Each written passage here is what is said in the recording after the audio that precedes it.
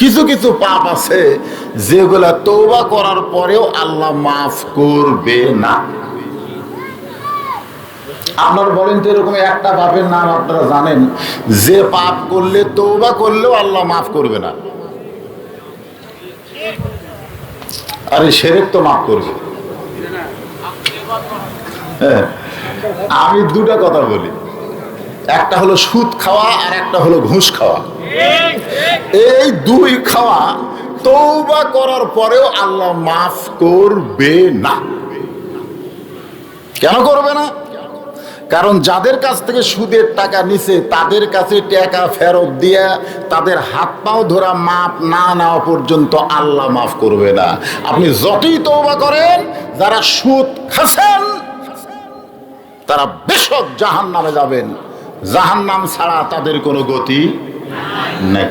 আর একটা হলো ঘুষ খাওয়া। এখন কি খাওয়া? আমাদের বাংলাদেশে এই দুটা কম না বেশি? হ্যাঁ, ছোট মানুষই তো ভালো লাগবে। আপনারা কি মনে করতেছেন মানুষ বুড়া হলে ভালো হবে? বুড়া হলে ভালোর ভান করবে। সারা জীবন অন্যায় করে বুড়া বয়সে হজ করে এসে মসজিদ ধরছে, সব সময় মসজিদ আর মসজিদ, মসজিদ থেকে বাড়ায় না। তো এখন ওই গ্রামের একটা ছেলে তার দুর্বল বাপকে ধাক্কা মারছে, ধাক্কা মারার কারণে বাপ পোড়াই মরছে। তখন লোকজন বলতেছে তোর তো জেল ফাঁসি হবে রে, থানা থেকে পুলিশে খবর গেলে তোর তো জেল ফাঁসি হবে। তো তাহলে বাঁচার বুদ্ধি কি? বলে বাঁচার বুদ্ধি হলো ওই যে মসজিদের মধ্যে যে বুড়া, ওই বুড়ার কাছে যা। মসজিদের মধ্যে যে বুড়া ঢুকছে ওই বুড়ার কাছে যা, কারণ ওই আর সারা জীবন গোয়েন্দারি করে খাচ্ছে, এই বুড়া বয়সে এসে ভালো হচ্ছে। তো এখন এই যুবক কানতে কানতে যায় ডাক দেয়, চাচা। তো চাচা বেড়াইছে, খবর কি? আমি তো বাপরে ধাক্কা মারছি, বাপ পড়েই মরছে, এখন কি করি? বুড়া বলতেছে, না বাবা, সারা জীবন পাপ করছি, এই মরার আগে তোকে খারাপ বুদ্ধি দিব না, কোনো খারাপ বুদ্ধি আর দেব না। এই খারাপ বুদ্ধি জীবনে মানুষের বহু দিছি, কিন্তু মরার আগে আর দেব না। যদি হজ না করতাম, নামাজ না ধরতাম, তাহলে তোকে বলতাম গলার দড়ি দিয়ে টাঙ্গে থাক, কিন্তু বাবা আমি খারাপ বুদ্ধি দিব। আপনারা বলেন তো বুড়া কি খারাপ বুদ্ধি দিছে?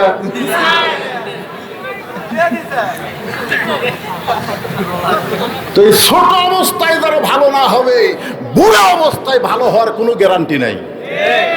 এখন থেকে ভালো হওয়া লাগবে। এই জন্য কোনো ছোট বাচ্চা মাঝখানে বসলে ওটা বসা নাই, ওটা বসা চলবে না। যতক্ষণ ওয়াজ তো বেশি রাত হবে না, এরা টাইম পাচ্ছে 10:30 পর্যন্ত।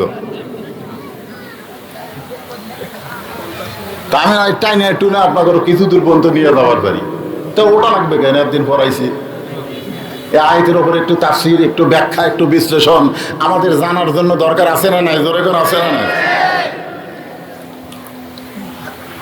ঈমান গ্রহণ করে হযরত বেলাল যখন রওনা দিচ্ছে, এমন সময় আল্লাহ তাআলা কোরআনের আয়াত নবীর প্রতি নাজিল করে বললেন, নবী গো, আবু বকর ঈমান গ্রহণ করেছে, খাদিজা ঈমান গ্রহণ করেছে, ওসমান ঈমান গ্রহণ করেছে, আলী ঈমান গ্রহণ করেছে। তখন এই আয়াত নাজিল করি নাই, কিন্তু এই মুহূর্তে নাজিল করার কারণ হলো যেই মানুষটা আপনার কাছ থেকে গভীর রাত্রে ঈমান গ্রহণ করলো, ওই মানুষটার মুনিব কিন্তু শুধু আমি একজন না, তার আরো একটা মুনিব আছে। জোরে কোন ঠিক কিনা? আমি গতকাল নীলফামারে মাহফিল করতে গেছিলাম। এত মানুষ, বসার জায়গা নাই, দাঁড়ানোর জায়গা নেই, খালি হইচই আর হইচই।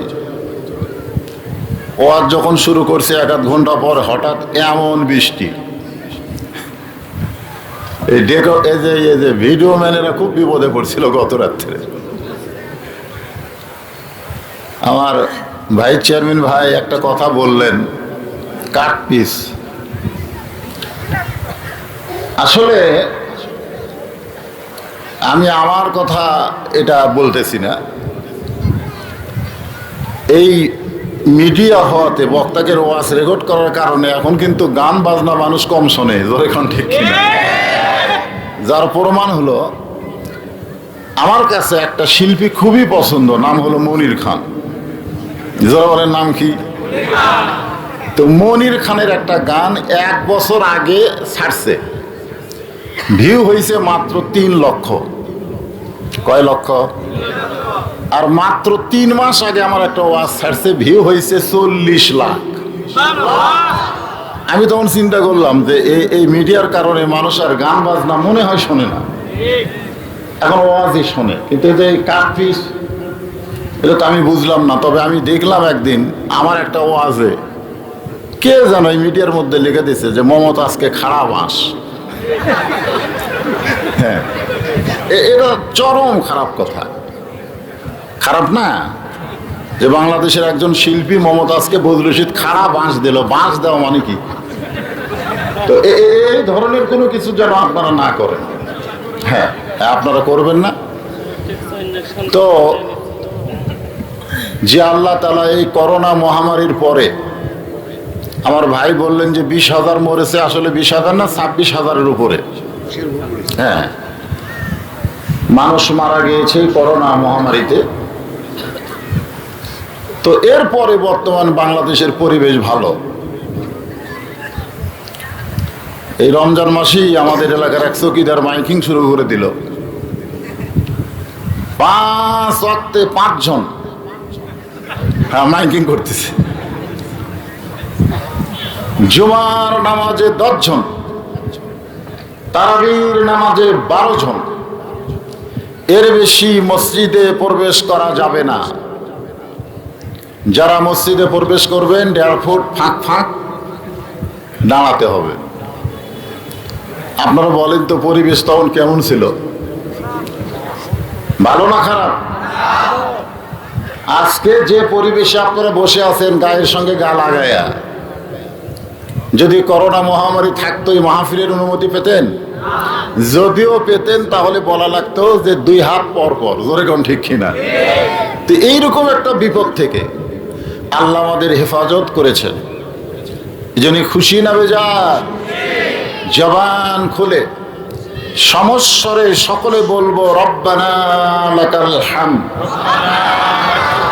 হামদান কাসীরান তাইয়িবান মুবারাকান ফীহি। আমরা প্রশংসা কার করলাম? কেন করলাম? ভালো থাকার জন্য। আমার মা বোনেরা পর্দার অন্তরালে আছে, অনেকে বলেছে হুজুর মা বোনদের জন্য ওয়াজ করবেন। আগে ওয়াজ করতাম, মা বোনেরা স্টার জলসা জি বাংলা দেখে, বর্তমানে সেটা বন্ধ হয়ে গেছে। মোটামুটি আমার মা বোনেরা ভালো আছে। জোরে কারণ ঠিক কিনা? কি আবার কি আবার চালু? আজ থেকেই বলে আবার চালু আছে। কি করে? হ্যাঁ, আমার সম্মানিত মা বোনেরা ভালো হলে পুরুষ মানুষেরা ভালো হতে বাধ্য হয়ে যাবে। জোরে বলেন কথা ঠিক কিনা? হ্যাঁ, বর্তমানে আমাদের বাংলাদেশের প্রধানমন্ত্রী কিন্তু মা। জোরে কারণ ঠিক কিনা? মায়ের জাত না? হ্যাঁ।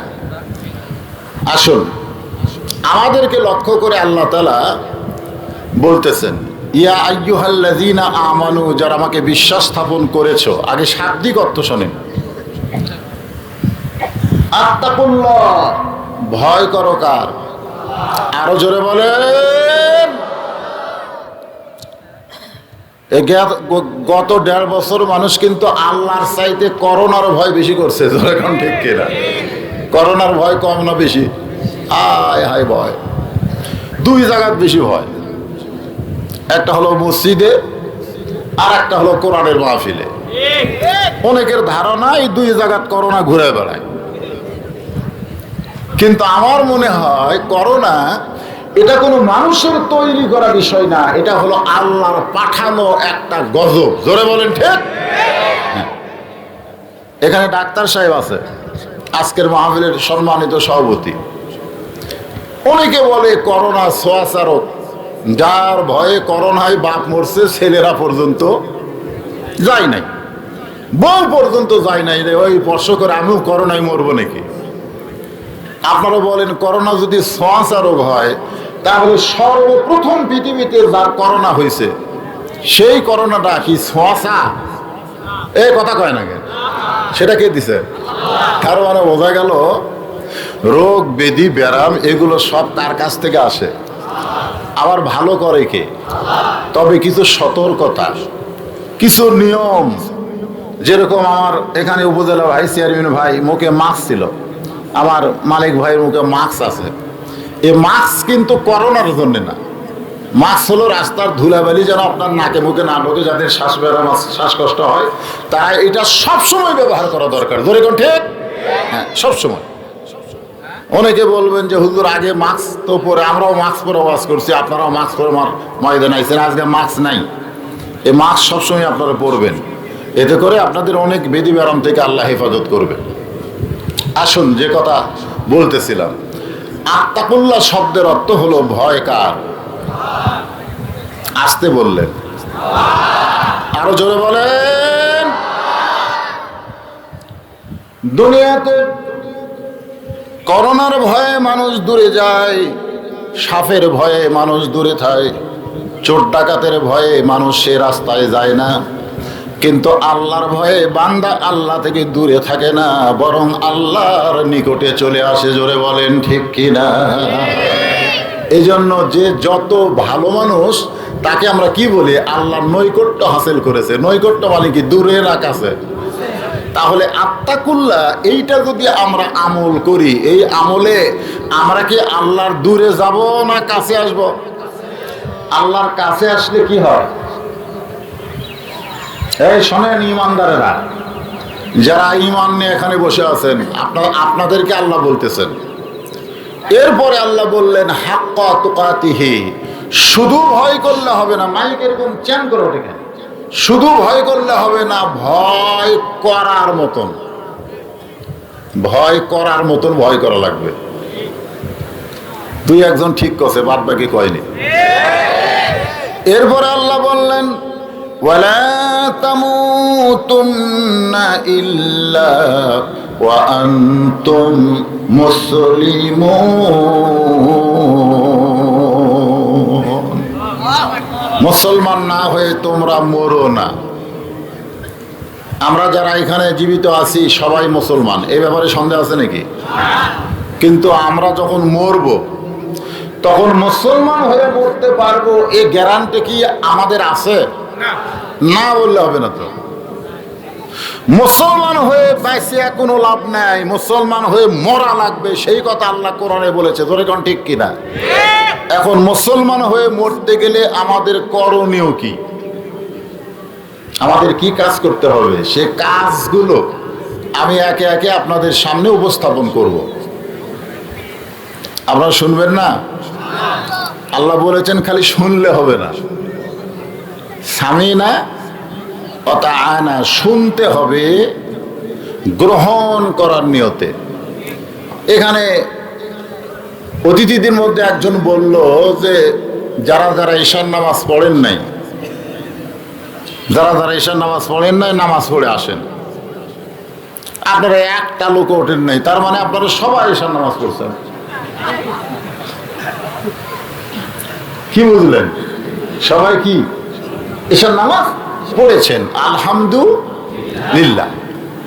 যদি কেউ পড়ে না থাকেন, যদি কেউ পড়ে না থাকেন, আপনি তওবা করেন যে আল্লাহ পড়িনি, ফজর থেকে পড়ব, আল্লাহ মাফ করে দেবে। সুবহানাল্লাহ কর না গে। কারণ নামাজ বলেন, রোজা বলেন, হজ বলেন, যাকাত বলেন, এগুলো যদি আপনারা সঠিকভাবে আমল না করেন, তওবা করার পরে আল্লাহ তাআলা ওগুলো সব মাফ করে দেবে। হ্যাঁ, কিন্তু কিছু কিছু পাপ আছে যেগুলা তওবা করার পরেও আল্লাহ মাফ করবে না। আপনারা বলেন তো এরকম একটা পাপের নাম আপনারা জানেন যে পাপ করলে তওবা করলেও আল্লাহ মাফ করবে না? আরে শিরক তো মাফ করবে। হ্যাঁ, আমি দুটা কথা বলি, একটা হলো সুদ খাওয়া আর একটা হলো ঘুষ খাওয়া। এই দুই খাওয়া তওবা করার পরেও আল্লাহ মাফ করবে না। কেন করবে না?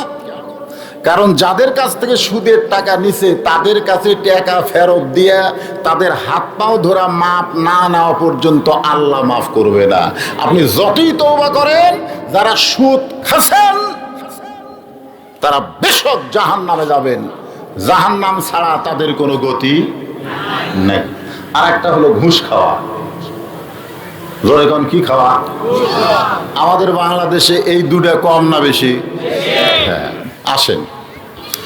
ইয়া আইয়ুহাল্লাযীনা আমানু তাকুল্লাহা হাক্কা তুকাতিহি ওয়া লা তামুতুন্না ইল্লা ওয়া আনতুম মুসলিমুন। সবাই বলেন আল্লাহু আকবার। সবাই বলতে পারবে না, কারণ তিনটা তাসবিহ, শোনেন মনোযোগ দিয়ে, তিনটা তাসবিহ যখন কোনো বান্দা অনায়াসে নিজের জবান থেকে উচ্চারণ করে, আল্লাহ রাসূল বলেন সে মুসলমান না হয়ে মৃত্যুবরণ করবে না। কয়টা? একটা হলো সুবহানাল্লাহ, একটা হলো আলহামদুলিল্লাহ, আর একটা হলো আল্লাহু আকবার। দুইটা তাসবিহ মানুষ অনায়াসে উচ্চারণ করে। একটা হলো সুবহানাল্লাহ, আলহামদুলিল্লাহ, সুবহানাল্লাহ, আলহামদুলিল্লাহ, অসুবিধা নেই। এই দুইটা তাসবিহ কোনো সমস্যা নাই, কিন্তু আল্লাহু আকবার এইটা বললে সবচাইতে বেজার হয় কে? আরো জোরে বলেন। আমাদের বাংলাদেশে অনেক বড় বড় দল আছে, যেই দলের মধ্যে সুবহানাল্লাহ, আলহামদুলিল্লাহ আছে, কিন্তু আল্লাহু আকবার নাই। জোরে কোন কথা ঠিক কিনা? যদি মিছিল করতে করতে ওই দলের কর্মী একবার আল্লাহু আকবার কয়, সাথে সাথে আর কর্মীর থেকে নাম কেটে যাবি। জোরে কোন কথা ঠিক কিনা?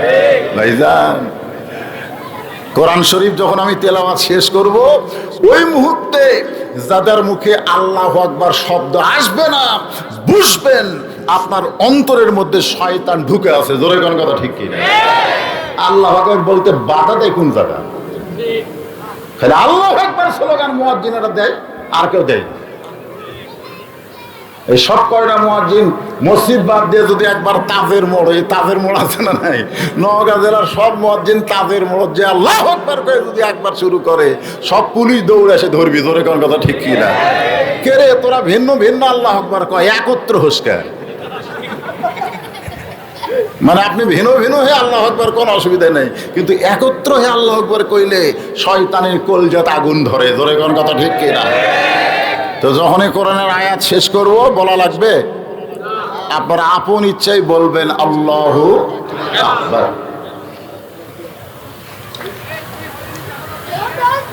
আল্লাহকে বিশ্বাস করা, ঈমান সম্পর্কে আলোচনা। রাসূল বললেন ইকরার বিল লিসান, খুব মনোযোগ দিয়ে শুনবেন, তাসদিক বিল জিনান, আমল বিল আরকান, এরই নাম হলো ঈমান। তিনটা কথা রাসূল বললেন। সাহাবীরা বললেন হুজুর ঈমান সম্পর্কে আমাদের একটু বুঝেন। আল্লাহ রাসূল বললেন ইকরার বিল লিসান, জবানে বলতে হবে, তাসদিক বিল জিনান, কলিজার মধ্যে জায়গা দেওয়া লাগবে, আমল বিল আরকান, আমলের মাধ্যমে প্রকাশ করতে হবে। শুধু মুখে মুখে লা ইলাহা ইল্লাল্লাহ বললে হবে না। স্বাধীনতার যুদ্ধে অনেক হিন্দুরা এই কলমা পড়েছিল। জোরে কোন কথা ঠিক কিনা? পড়েনি? পাকিস্তানের আর্মি দেখলি লা ইলাহা ইল্লাল্লাহ বিলকুল ঠিক হয়, ঠিক হয়। দেশ যখন স্বাধীন হলো আর কলমা আছে, তার মানে কি খালি মুখে মুখে পড়ছে? আমরা শুধু মুখে বললে হবে না, এটাকে কলিজার মধ্যে জায়গা দেওয়া লাগবে। বর্তমান বাংলাদেশের মুসলমানের কলিজা থেকে ঈমানকে সরানোর জন্য কঠিন একটা ষড়যন্ত্র চলতেছে। ধরে বলেন কথা ঠিক কিনা?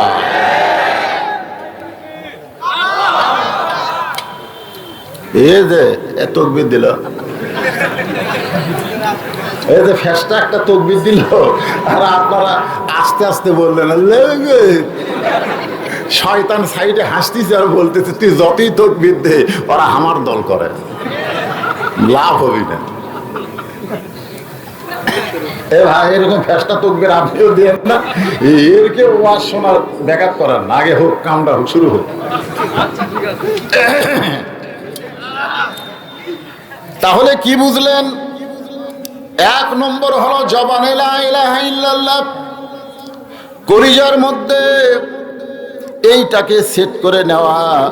আর ৩ নম্বর হলো এই কলেমা অনুযায়ী আমল করা।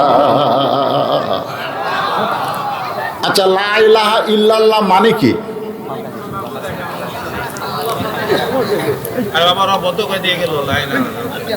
কে বন্ধ করছে?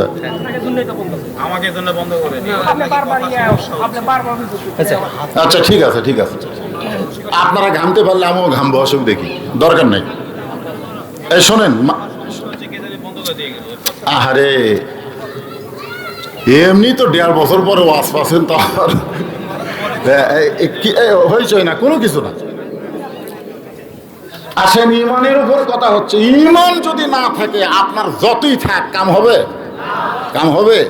এর আগে আপনাদেরকে আমি শুনাইছি 3 জন মানুষ পৃথিবীর শ্রেষ্ঠ মানুষ ছিল, কিন্তু ইমান না থাকার কারণে তারা জাহান্নামে গেল। তার মধ্যে 1 নম্বর হলো নবীর চাচা আবু তালেব। এত ভালো মানুষ পৃথিবীতে কেউ ছিল না যে নবীকে কলিজায় বরণ করে নিছে, জোরে কোন কথা ঠিক কিনা? কিন্তু বেঈমান হওয়ার কারণে কোথায় গেছে? হ্যাঁ। 2 নম্বর হলো বাদশা নওশেরওয়ান, ন্যায়পরায়ণ বাদশা ছিল, কিন্তু বেঈমান হওয়ার কারণে জাহান্নামে গেছে। 3 নম্বর হলো দাতা হাতেম তাই, এত বড় দানবীর কেউ ছিল না, কিন্তু বেঈমান হওয়ার কারণে জাহান্নামে গেছে। তার মানে বোঝা গেল, আপনি যতই ভালো কাজ করেন, যতই দান সদকা করেন, কোনো লাভ হবে না যদি ঈমান না থাকে, জোরে কোন কথা ঠিক কিনা? তাহলে আমাদের মনোযোগ দিয়ে শোনা লাগবে ঈমানটা আছে কিনা। হ্যাঁ, এই জন্য আমার মায়েরা, বোনেরা, যারা পর্দার অন্তরাল আছেন, আপনাদেরও ঈমানটাকে ঠিক রাখতে হবে। কারণ মেয়ে মানুষেরা ঈমান বোঝেই না, পুরুষেরা তাও মোটামুটি বোঝে, কিন্তু মেয়েরা এগুলো বোঝে না। অনেক পুরুষ মানুষকে মেয়েরা বেঈমান করতেছে। কিভাবে করতেছে আমার আলোচনার ভিতর দিয়ে বুঝতে পারবেন। তাহলে ঈমান কি? এখানে আঙ্গুলের দিকে তাকান, কয়টা? জবানে বলতে হবে লা ইলাহা ইল্লাল্লাহ, কলিজার মধ্যে এইটাকে জায়গা দিতে হবে। যতই পিটন হোক, অসুবিধা আছে নাকি? কি করবেন? হরে রাম, হরে কৃষ্ণ। ইউটিউবে দেখেন নাই, ভারতের এক মুসলমান, হিন্দুরা বুকের উপর চড়ে বলতেছে হরে রাম হরে কৃষ্ণ না বলা পর্যন্ত তো ছাড়বো না। ও চিল্লায় বলতেছে মরে যাব, কিন্তু আমার আল্লাহকে কলিজা থেকে বের করবো না। তাকবীর, লিল্লাহি তাকবীর।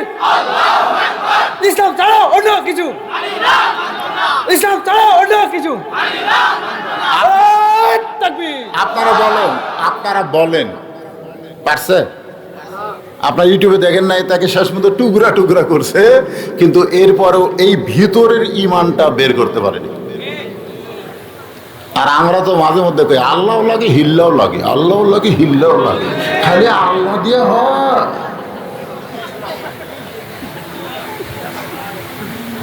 আর আমার বউ তো আরো বেশি। মেয়ে মানুষের ঈমান যে কমজোরি, তারপর মানে আমি আপনার বউ দিয়ে না দিয়ে আমার বউ দিয়ে দিচ্ছি। এই যে আজকে নওগাঁ ওয়াজ করতে আসতেছি, বউ কিন্তু আগে আমাকে সতর্ক করে দিল, যাচ্ছেন তো ওয়াজ করবার, দেখে শুনে ওয়াজ করবেন, আগে দেখবেন। আমি বললাম কি দেখবো?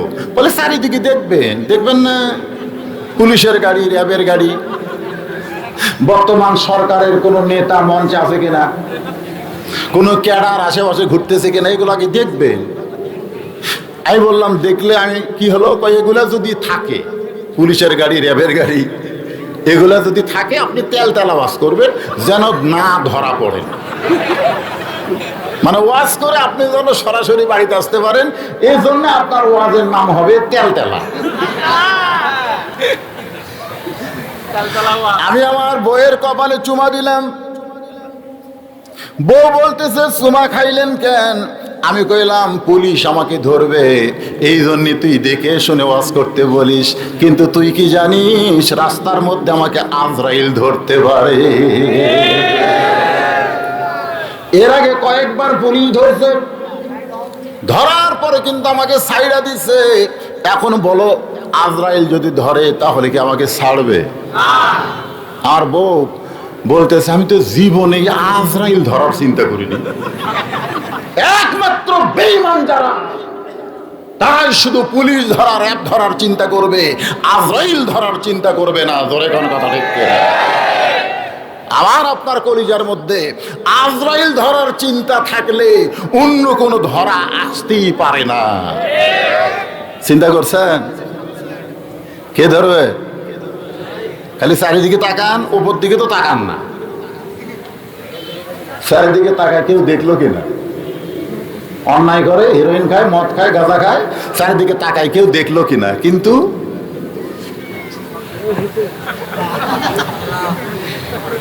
যারা প্রকৃত ইমানদার হবে তারা কোনো দেখার দিকে খেয়াল করবে না। তাদের একটাই বিশ্বাস, কেউ না দেখলেও আমার আল্লাহ দেখতেছে। ঈমান কারে কয়? একটু মনোযোগ দিয়ে শুনেন।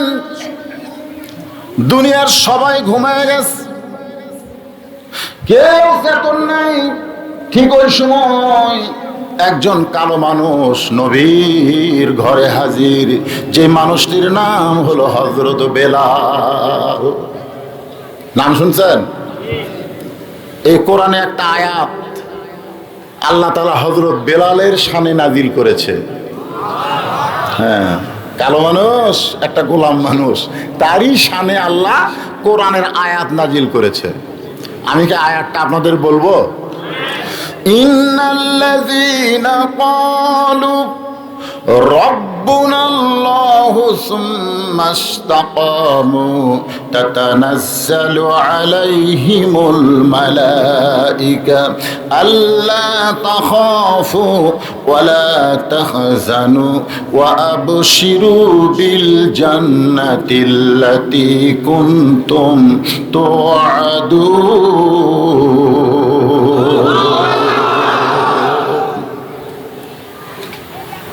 এই দুই বাচ্চা এই মাঝখান থেকে উঠলো কেনারা?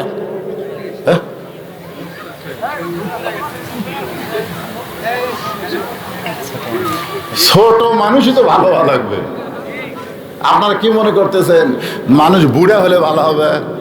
বুড়া হলে ভালোর ভান করবে। সারা জীবন অন্যায় করে বুড়া বয়সে হজ করে এসে মসজিদ ধরছে, সব সময় মসজিদ আর মসজিদ, মসজিদ থেকে বাড়ায় না। তো এখন ওই গ্রামের একটা ছেলে তার দুর্বল বাপকে ধাক্কা মারছে, ধাক্কা মারার কারণে বাপ ওরাই মরছে। তখন লোকজন বলতেছে, তোর তো জেল ফাঁসি হবে রে। থানা থেকে পুলিশের খবর গেলে তোর তো জেল ফাঁসি হবে। তো তাহলে বাঁচার বুদ্ধি কি? বলে বাঁচার বুদ্ধি হলো ওই যে মসজিদের মধ্যে যে বুড়া, ওই বুড়ার কাছে যা। মসজিদের মধ্যে যে বুড়া ঢুকছে ওই বুড়ার কাছে যা, কারণ ওই আর সারা জীবন গোয়েন্দারি করে খাচ্ছে, এই বুড়া বয়সে এসে ভালো হচ্ছে। তো এখন এই যুবক কানতে কানতে যায় ডাক দেয়, চাচা। তো চাচা বেড়াইছে, খবর কি? আমি তো বাপরে ধাক্কা মারছি, বাপ পড়েই মরছে, এখন কি করি? বুড়া বলতেছে, না বাবা, সারা জীবন পাপ করছি, এই মরার আগে তোকে খারাপ বুদ্ধি দিব না, কোনো খারাপ বুদ্ধি আর দেব না। এই খারাপ বুদ্ধি জীবনে মানুষের বহু দিছি, কিন্তু মরার আগে আর দেব না। যদি হজ না করতাম, নামাজ না ধরতাম, তাহলে তোকে বলতাম গলার দড়ি দিয়ে টাঙ্গা থাক, কিন্তু বাবা আমি খারাপ বুদ্ধি দিব। আপনারা বলেন তো, বুড়া কি খারাপ বুদ্ধি দিছে?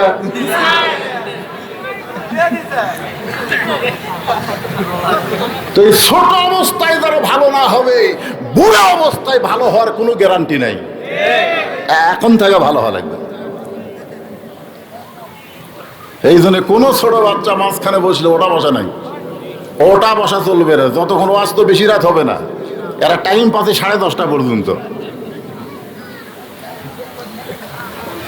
তা আমি টাইনে একটু না আপনাকে কিছু দূর পর্যন্ত নিয়ে যাওয়ার পারি, তো ওটা লাগবে কেন? একদিন পড়াইছি এই আয়াতের ওপর একটু তাফসীর, একটু ব্যাখ্যা, একটু বিশ্লেষণ আমাদের জানার জন্য দরকার আছে না নাই? জোরে করে আছে না নাই? ঈমান গ্রহণ করে হযরত বেলাল যখন রওনা দিচ্ছে, এমন সময় আল্লাহ তাআলা কোরআনের আয়াত নবীর প্রতি নাজিল করে বললেন, নবী গো, আবু বকর ঈমান গ্রহণ করেছে, খাদিজা ঈমান গ্রহণ করেছে, ওসমান ঈমান গ্রহণ করেছে, আলী ঈমান গ্রহণ করেছে। তখন এই আয়াত নাজিল করি নাই, কিন্তু এই মুহূর্তে নাজিল করার কারণ হলো যেই মানুষটা আপনার কাছ থেকে গভীর রাত্রে ঈমান গ্রহণ করলো, ওই মানুষটার মুনিব কিন্তু শুধু আমি একজন না, তার আরো একটা মুনিব আছে। জোরে কোন ঠিক কিনা? বেলালের মুনিব কয়টা? এক মুনিবের নাম হলো উমাইয়া, আর এক মুনিবের নাম হলো আল্লাহ। বর্তমানে আমাদের বাংলাদেশে যারা আমরা ইমানদার, আমাদের মুনিব কয়টা?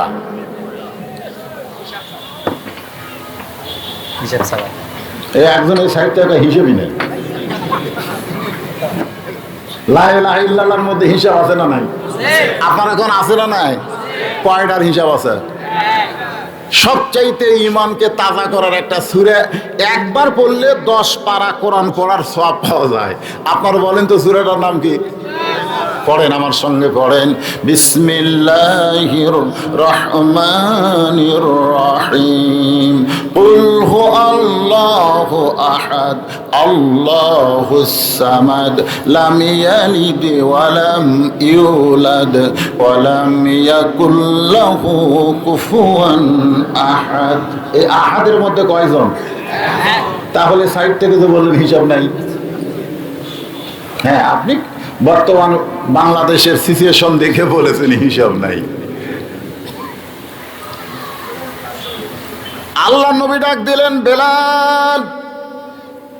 সঙ্গে সঙ্গে বেলাল ঘুরে এসে বলে, ইয়া রাসূলুল্লাহ, বলে তোমার জন্য আল্লাহ আয়াত নাজিল করেছে। ও বেলাল, তুমি যে ঈমান গভীর রাত্রে গ্রহণ করেছো, দিনের আলোতে এইটা যেন প্রকাশ করো না। তুমি যদি ঈমান গ্রহণের কথা প্রকাশ করো, তাহলে তোমার দুনিয়ার মুনিব তোমাকে নির্যাতন করবে, কষ্ট দিবে, তোমাকে নানা রকম অত্যাচার করবে। হযরত বেলাল কান্দে আর বলে, নবী গো, আপনার কাছে ওয়াদা দিতে পারি, যেই ঈমান মুখে গ্রহণ করেছি, সেই ঈমান শুধু মুখের মধ্যে নাই, কলিজার মধ্যে জায়গা দিয়েছি। জীবন দিব, গোটা পৃথিবী ত্যাগ করব, কিন্তু আল্লাহর ঈমান ত্যাগ করব না।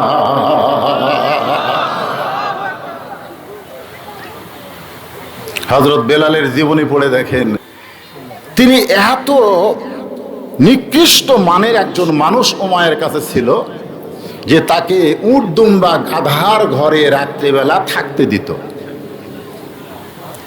বেলাল অনেক দিন তার মুনিবের কাছে রিপোর্ট করেছে যে, মুনিব, উর্দুম বা গাদা সারা রাত পেশাব করে, সেই পেশাবের ভিতরে থাকলে আমার দুর্গন্ধ লাগে, আমার একটু আলাদা থাকার জায়গা দেওয়া যায় না। বেলালের মুনিব বলে, উর্দুম্বার দাম আমার কাছে আছে, কিন্তু তোর দাম আমার কাছে নাই। বর্তমানে গোটা বিশ্বে কাফের বেঈমানদের কাছে কুকুর বিড়ালের দাম আছে, কিন্তু মুসলমানের দাম নাই। জোরে বলেন কথা ঠিক কিনা? আপনারা কি মনে করতেছেন? আমাদের বাংলাদেশের একজন লোক মাদ্রাজে চিকিৎসা করতে গেছে, আমার এলাকার ভারতের মাদ্রাজে। ওখান থেকে ঘুরে এসে বলতেছে, হুজুর, মাদ্রাজের হিন্দুরা আমাদের বলতেছে যে, ভাই, বাংলাদেশের হিন্দুরা তো জামাইয়ের সম্মানে আছে। বাংলাদেশের হিন্দুরা কিসের সম্মানে আছে? জামাইয়ের সম্মানে আছে। কিন্তু আপনারা জানেন আপনাদের মুসলমানের ভারতের অবস্থা কি?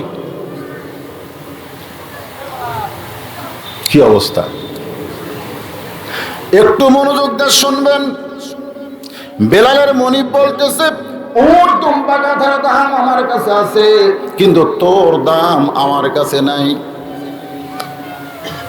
বেলাল এখন ঈমান গ্রহণ করার পরে ওর দুম্বা গাধার ঘরে ঢুইকা দেখে উট দুম্বা গাধাগুলো দাঁড়িয়ে আছে, কারো নিচে কোনো পেশাব পায়খানার চিহ্ন নাই। কারণ বেলাল গ্রহণ করেছে আল্লাহকে। জোরে কোন কাকে? এটা কিন্তু কোরআন হাদিস না, এটা হলো আল্লাহ ওয়ালাদের কথা। মাল্লাহুল মাওলা ফালাহুল কুল, কেউ যদি মওলাকে গ্রহণ করে নেয়, কুল মাখলুক আমার আল্লাহ তখন সব কিছুই তার গোলাম বানায়া দেয়। যার প্রমাণ হলো বর্তমান আফগানিস্তান। আল্লাহু আকবার। কি পারমাণবিক বোমা, সেই রকম অস্ত্র, অথচ তারা আফগানিস্তান ছেড়ে চলে গেল। কারণ তাদের বিশ্বাস হলো যা কিছু করে একমাত্র আল্লাহ করে, আর আমরা যদি আল্লাহর হতে পারি সব কিছু আল্লাহ আমাদের অধীন করে দিবে। জোরে কোন কথা ঠিক কিনা? উর্দুম্বা গাধা পেশাব পায়খানা করে নাই, কেন করে নাই? কারণ আল্লাহ তাআলা উর্দুম্বা গাধারে বলে দিছে যে বেলাল আমাকে গ্রহণ করছে, বেলাল গোয়াল ঘরে একলা থাকবে না, বেলালের সঙ্গে আমি আল্লাহও থাকবো। কারণ ঈমানওয়ালারা একলা থাকে না, ঈমানওয়ালাদের সাথে আল্লাহ থাকে। জোরে বলেন কথা ঠিক কিনা? আপনারা বলেন, আমাদের সঙ্গে যদি আল্লাহ থাকে তাহলে কোনো শক্তি আমাদের কোনো ক্ষতি করতে পারবে? পারবে? নমরুদের আগুন আমাদের জাতির পিতার কোনো ক্ষতি করতে পারে না, নীল দরিয়া মুসা নবীরে কোনো কিছু করতে পারে না। এই জোরে বলেন কথা ঠিক কিনা? আমরা তো ঠিকই বলি মিল্লাত আবিকুম ইব্রাহিম ওয়া সাম্মাকুমুল মুসলিমিন। আমাদের জাতির পিতা হলো ইব্রাহিম, আমাদের নাম রেখেছে মুসলমান। আর আমাদের অন্তরে কত ভয়। বেলাল এখন খুশি হয়ে গেলেন, কারণ সকালবেলায় বেলালের কাজ হলো গোয়াল ঘর পরিষ্কার করা, কিন্তু আল্লাহ নিজেই পরিষ্কার করে রাখছে। আর সকালবেলার কোনো কাজ আছে? হযরত বেলাল যখন ঈমান গ্রহণ করেছে তখন 5 ওয়াক্ত নামাজ হয় নাই। 5 ওয়াক্ত নামাজ কিন্তু অনেক পরে আইছে। যখন নবী মেরাজ করেছেন ওই মেরাজের পরে 5 ওয়াক্ত নামাজ ফরজ হয়েছে। নবী মেরাজ করেছে, আমার এক ভাই বলল 53 বছর বয়সে। আসলে 53 বছর বয়সে নবী মেরাজ করে নাই, নবী মেরাজ করেছে 50 বছর বয়সে। ধরে কোন কত বছর? কথাটা খেয়াল কর, কত বছর? 50 বছর। নবুয়তের 10ম বৎসরে। তাহলে নবুয়ত যদি 40 বছরে পায় আর 10 যোগ দিলে কত হয়? 53 বছরে নবী হিজরত করেছেন। যখন কি করছেন? হিজরত করেছেন।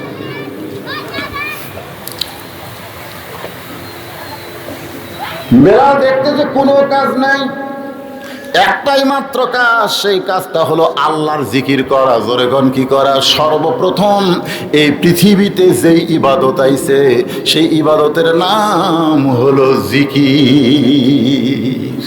সুবহানাল্লাহ করেন না কেন? আপনারা বলেন তো, নামাজের দাম বেশি না জিকিরের দাম বেশি? নামাজের দাম বেশি। জিকির সম্পর্কে আল্লাহ বললেন, ইয়া আইয়ুহাল্লাযীনা আমানু উযকুরুল্লাহা যিকরান কাসীরা ওয়া সাব্বিহুহু বুকরাতাও ওয়া আসীলা। কিন্তু আল্লাহু আকবার শোনা যায় না কেন? কি বিরক্ত হচ্ছেন? এখানে আল্লাহ বলতেছে, যারা আমাকে বিশ্বাস স্থাপন করেছো, উযকুরুল্লাহ যিকরান কাসীরা, তোমরা বেশি বেশি আল্লাহর জিকির করো, বেশি বেশি নামাজ পড়ো, এ কথা কোনো জায়গাত নাই। বেশি বেশি যাকাত দাও, এ কথা কোনো জায়গাত নাই। বেশি বেশি রোজা করো, এই কথা কোনো জায়গাত নাই। কারণ রোজার একটা সীমা আছে, নামাজের একটা সীমা আছে, যাকাতের একটা সীমা আছে, কিন্তু জিকিরের কোনো সীমা নাই। ধরে বলেন কথা ঠিক কি না? তাই বলে আবার এই তাহিরি পাগলার জিকির না। আমাদের বাংলাদেশে একটা বক্তা আছে না, না আল্লাহরে ধন নবীরে দিয়া আল্লাহ গেছে গায়েব হইয়া, নবীর ধন খাজা পাইয়া শুয়া আছে আজমিরে, কেউ ফিরে না খালি হাতে, খাজারে তোর দরবারেতে। নাউজুবিল্লাহ আসতে করলেন কেন? এরা সম্পূর্ণ শিরকি কথা। সম্পূর্ণ কি কথা? কেউ ফিরে না খালি হাতে, একমাত্র কার কাছে? আরো জোরে বলেন। কোন খাজা, কোন বাবা ইমানদাররা বিশ্বাস করেন কিছুই দিতে পারবে না আল্লাহ যদি না দেয়, যার কারণে আমরা নামাজের মধ্যে সবচাইতে বেশি জিকির করি ইয়্যাকা না'বুদু ওয়া ইয়্যাকা নাস্তাইন। ইবাদত করি কার? তাহলে দিতে পারে কে? হযরত বেলাল জিকির শুরু করলেন। সর্বপ্রথম জিকির হলো লা ইলাহা ইল্লাল্লাহ। আল্লাহ রাসূল বলেছেন আফজালুজ জিকির, সবচেয়ে উত্তম জিকির হলো লা ইলাহা ইল্লাল্লাহ। লা ইলাহা ইল্লাল্লাহ, হ্যাঁ জোরে জোরে লা ইলাহা ইল্লাল্লাহ, লা ইলাহা ইল্লাল্লাহ। এক জগ পানির মধ্যে আমার দিকে খেয়াল করেন, ওইটা উপর হয়ে থাকলো, এইটা আবার যায়। এই তো শোনেন, আল্লাহর এই কোরআনের দিকে তাকান তো, তাকান, তাকাছেন? আল্লাহ এই কোরআনে বলেছে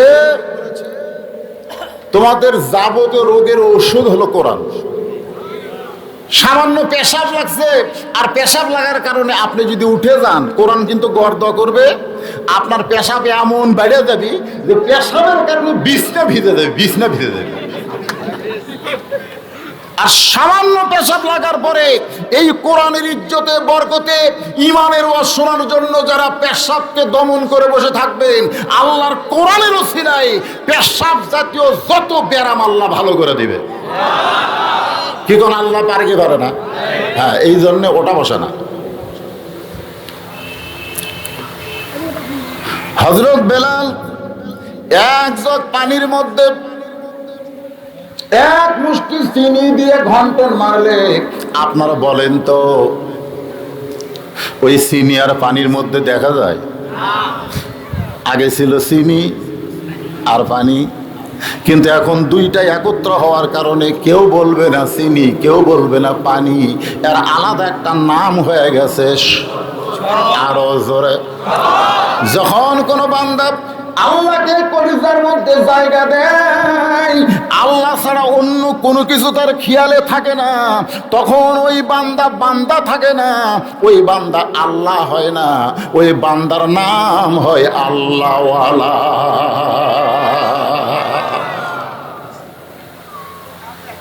সকালে সূর্য উঠে গেছে, কিন্তু বেলালের গোয়াল ঘরের দরজা খোলে না।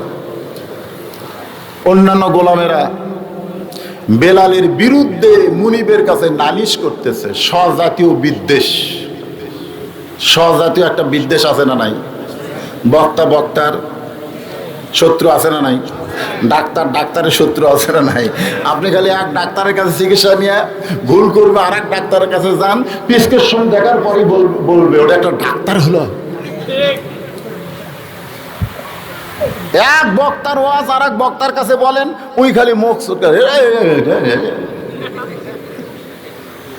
তো গোলামের মধ্যে এরকম স্বজাতীয় বিদ্বেষ আছে না নাই?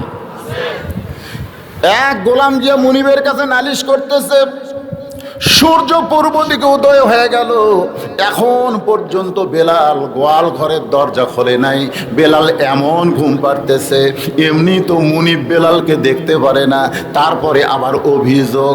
আপনারা বলেন তো, এমনি তো দেখতে পারে না, আবার তার বিরুদ্ধে অভিযোগ হলে অবস্থাটা কি হবে? এমনি তো বাতিল শক্তিরা আলেমদেরকে দুই চোখে দেখতে পারে না, আবার সেই আলেমদের বিরুদ্ধে যদি অভিযোগ হয়, কোরআন কে রাখলো?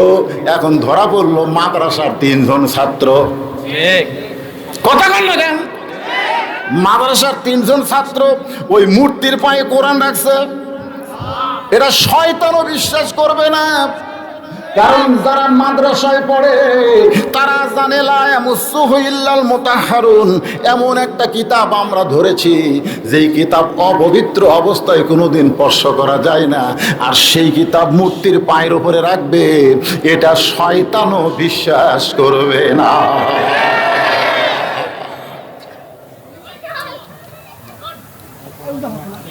হযরত বেলাল এমন ভাবে মুনিবের কাছে বেলালের বিরুদ্ধে কইছে, এমনি তো দেখতে আর পারে না। চামড়া চাবুক হাতে নিয়ে বেলালের দরজায় মুনিব হুঙ্কার মারতেছে, বেলাল পূর্ব দিকে সূর্য উদয় হয়ে গেল, এখন পর্যন্ত দরজা খোলো না।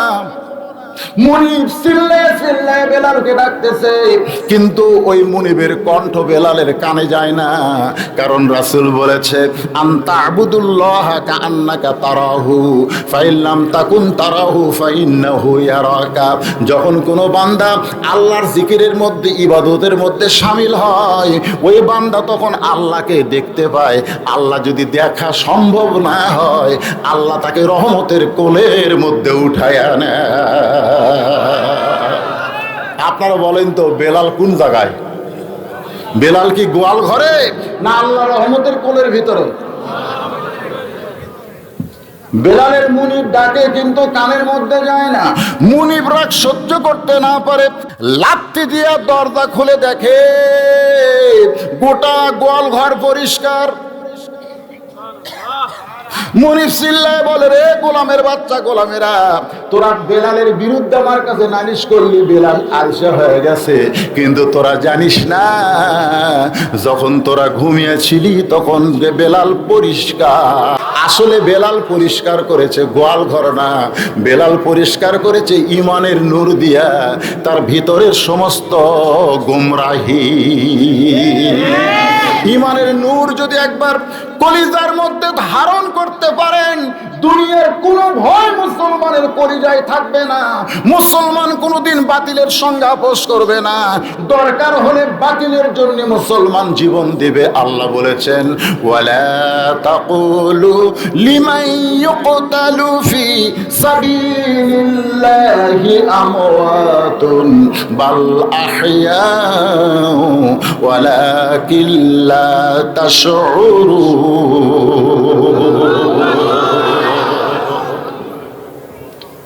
মনিব তাকায় দেখে গোয়াল ঘরের এক কোনায় বসে বেলাল জোরে জোরে না,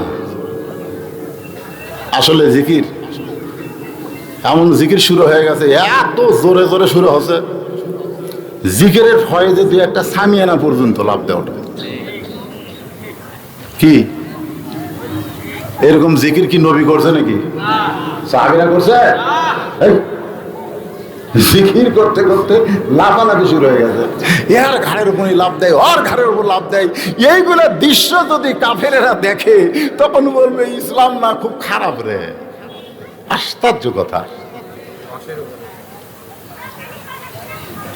বেলালের গোটা দেহ থরথর করতেছে, কারণ ওই কলেমার জিকিরটা আল্লাহর প্রতি তাকে এমন মগ্ন করে দিয়েছে। বেলালের মুনিব পিছনে ডাকে, বেলাল, দরজা ধাক্কা দিয়ে খুললাম, তোরে বেলাল বেলাল বলে ডাক দিলাম, এরপরেও তুই কথা বলিস না, তুই কি করতেছিস? বেলাল যখন কোনো কথাই বলে না, কারণ বেলাল আসল মুনিবের সঙ্গে কথা বলতেছে। সুবহানাল্লাহ খান। দুনিয়ার কোনো মুনিবের খাওয়া আছে?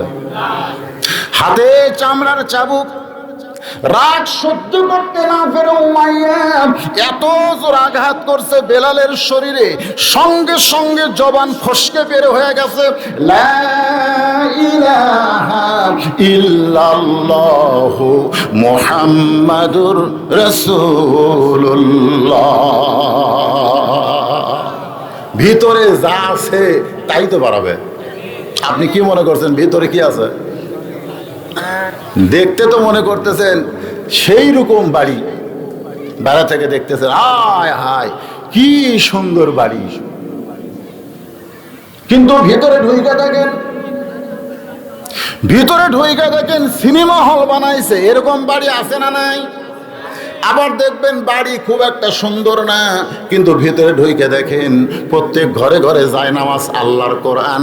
তার মানে বোঝা গেল বাহির থেকে বোঝা যাবে না, এটা ভিতরে ঢুকলে আসল রূপ ধরা পড়বে। জোরে বলেন কথা ঠিক কি না? আপনারা বাহিরে দেখেন না ভিতরে দেখেন? ডাক্তার সাহেব যাচ্ছে, হাফিজ সাহেব যাচ্ছে, ডাক্তার সাহেব যাচ্ছে, বুগো থাবাতে বলতেছে আমাদের গ্রামে 2টা MBBS ডাক্তার আছে রে, ওই গ্রামে 4টা হাফেজ আছে, কোনো গল্প নাই। ওই গ্রামে 4টা হাফেজ সাহেব আছে, কোনো গল্প নাই, 2টা ডাক্তার আছে। কোন হাফেজ সাহেব যদি কোনো গ্রাম দিয়ে হেঁটে যায়, আর যে রাস্তা দিয়ে হাঁটে রাস্তার পাশে যদি কবর থাকে, আল্লাহ তাআলা 40 দিন কবর আযাব মাফ করে দেয়। একটা হাফিজ সাহেব জান্নাতে যাবে, শুধু নিজে জান্নাতে যাবে না, তার আত্মীয় ওয়ারিসের মধ্যে যাদের উপর জাহান্নাম ওয়াজিব হয়ে গেছে, এরকম 10 জন মানুষকে সুপারিশ করে জান্নাতে নিয়ে যাওয়ার পারবে। কোন ডাক্তারের ব্যাপারে, ইঞ্জিনিয়ারের ব্যাপারে এরকম কোন কথা হাদিসে আছে? তো আপনারা কি দেখেন? ভিতর দেখেন না বাইরে দেখেন? খালি বাইরে, খালি বাইরে। বাইরে বাহিরে দেখলে তো আমাকে কোনো দাম নাই। জয়পুরহাট থেকে আমাকে এক মুয়াজ্জিন মোবাইল করতেছে, হুজুর আপনার খবর কি? আমি বললাম আলহামদুলিল্লাহ। আমি বললাম মুয়াজ্জিন সাহেব আপনার খবর কি? কয় নাউজুবিল্লাহ। আমি সঙ্গে করে বললাম মুয়াজ্জিন সাহেব নাউজুবিল্লাহ কেন? বলে নাউজুবিল্লাহর কারণ হলো আজান হচ্ছে, আকামত হচ্ছে, কিন্তু ইমাম নাই। আমি বললাম আজান হয়, আকামত হয়, ইমাম নাই কেন? বলে হুজুর ইমামকে পুলিশ কয়েকদিন হলে খুঁজতেছে, ইমাম যে ভয়ে কোন জায়গায় লুকেছে, আর আমরা ইমাম পাচ্ছি না। তো আমি এখন বললাম ইমামকে পুলিশ কেন খোঁজে? ইমাম কি হিরোইন ব্যবসা করে? ইমাম কি সুদের ব্যবসা করে? ইমাম কি গাঁজার ব্যবসা করে? ইমামকে পুলিশ কেন খোঁজে? মুয়াজ্জিন সাহেব রাগ করে বলতেছে, হুজুর মুখে যা সে তা বলতে পারেন না, আমাদের গ্রামের মধ্যে সবচাইতে ভালো মানুষ হলো ইমাম সাহেব। তা আমি কইলাম তোমাদের গ্রামে কি চোর ডাকাত নাই? কই বহু আছে। তো পুলিশ চোর ডাকাত বাদ দিয়ে ইমামকে খোঁজে কেন? তো এখন বলতেছে হুজুর আমি তো বুঝবার পারতেছি না। তো ঠিক আছে তদন্ত করি, তদন্ত করি। 3 দিন পরে আমাকে মোবাইল করে বলতেছে হুজুর ইমামের মারাত্মক দোষ আছে। আমি বললাম কি দোষ ভাই? বলে ইমাম শুধু মসজিদ আল্লাহর ঘর এটা বিশ্বাস করে না, গোটা বাংলাদেশ আল্লাহ, এই বিশ্বাসে ইমাম আল্লাহর দল করে। এই খবর কে যেন থানাত দিছে, তারপর থেকে পুলিশ ইমামকে খোঁজা শুরু করছে। আপনারা যারা এখানে বসে আছেন শুধু মসজিদ আল্লাহর, মসজিদ আল্লাহ দেখান তো ঠিকই, ও যে দেখতেছেন ওইগুলো সব আমার চাচা, ওই সাইডে আমার বাপের, ওই সাইডে আমার, আর ওই সাইড যত আছে সব আমার বড় ভাইয়ের। এলাকার মধ্যে পাও দেওয়ার জায়গা কারু নাই। তো সবই যদি তোমাকে হয় আল্লাহর খুনটা, আল্লাহটা দেখবার গেলে 2 মিনিট হাঁটা লাগবে। আল্লাহটা দেখবার গেলে 2 মিনিট বলে হাঁটা লাগবে। তো চলো যাই। মসজিদের সামনে যায় বলতে হুজুর এখানে আল্লাহর কিছু ছিল না, আমার চাচা এই 10 শতক আল্লাহ দান করছে। আমার চাচা 10 শতক আল্লাহ দান করছে, আমরা টাকা পয়সা দিয়ে আল্লাহর ঘর মসজিদ বানিয়ে দিছি হুজুর। ফেরেশতা বলতেছে আল্লাহ এটা কোন দেশ, যে দেশে তোমার কিছুই নাই, ওর চাচা দান করছে আর ওরা টাকা পয়সা দিয়ে বানিয়ে দিছে, এটা কোন দেশ? আল্লাহ বলতেছে ওই দেশের নাম হলো বাংলাদেশ, ওই দেশে আমি আল্লাহর চাইতে গরিব কেউ নেই।